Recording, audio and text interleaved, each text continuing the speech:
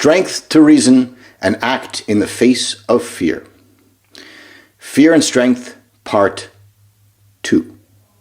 As far as I can tell, the human species is unique in being able to ruminate on fears that are not a clear and present danger.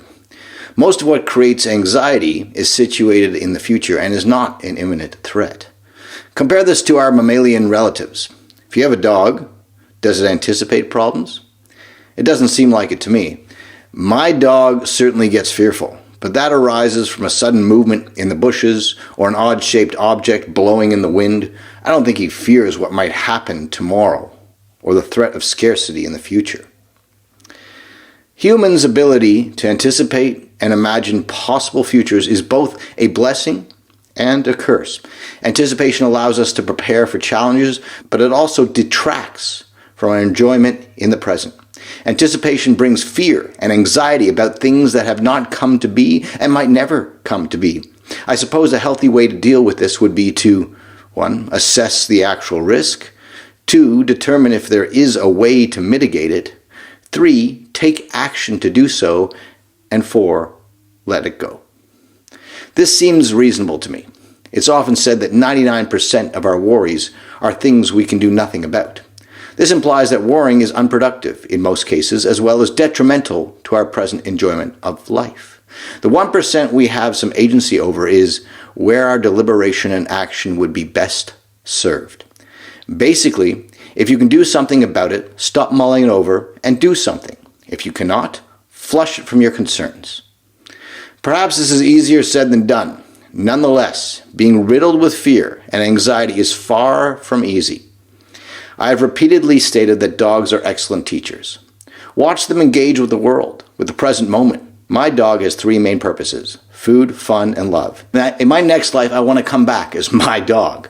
We believe that humans are the most intelligent species, but we struggle to embrace the abundance of life and truly live in the short time we have. Obviously, the structure of society has a lot to do with our inability to be present and perpetually focusing on food, fun, and love. Nonetheless, it seems that is what we are still focusing on, but just indirectly.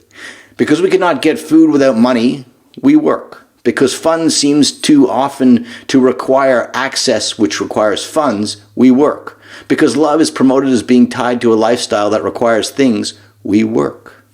Is work what separates us from other mammals? This may be part of it. I think there is more. One could also claim that our mammalian cousins work too. They just do it in more of an immediate and direct manner. Their work often constitutes getting food rather than doing some work to get paid to go to a store to buy food. So, what's the secret? In reflecting on what I have just expressed, I'd say 1. Be present as much as possible. 2. Stop sweating about the stuff that is not real. 3. If it is real, do something about it.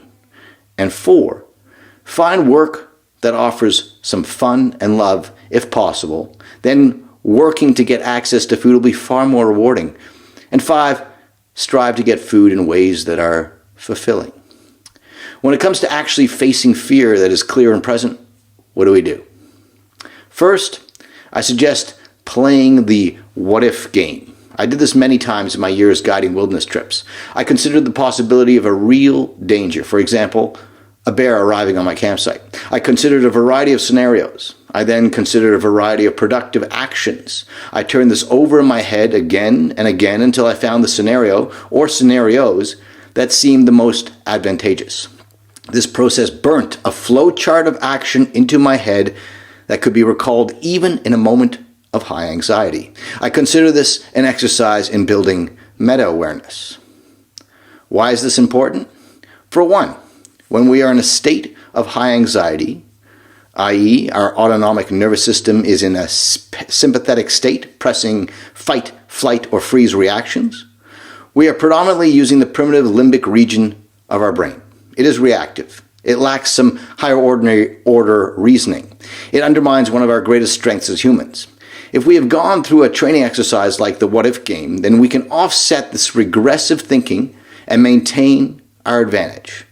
This advantage is the capacity of the prefrontal cortex to think in nuanced ways and come up with intricate solutions to challenges. Here, Strength is displayed in its resistance to being overwhelmed by stress and/or perceived stress. After that, strength is the capacity to either reason or act. It could be both as well.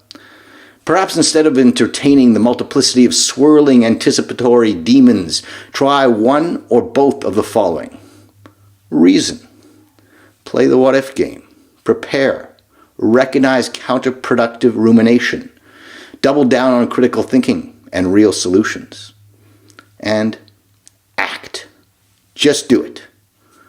I know that sounds like a Nike ad, but there's a lot of truth to that. As our dog teachers show, stop perseverating about possibilities and take action. Fail fast if needed. Often an action, even a wrong one, is more beneficial than an extended deliberation. We learn from experience more than we do from theory.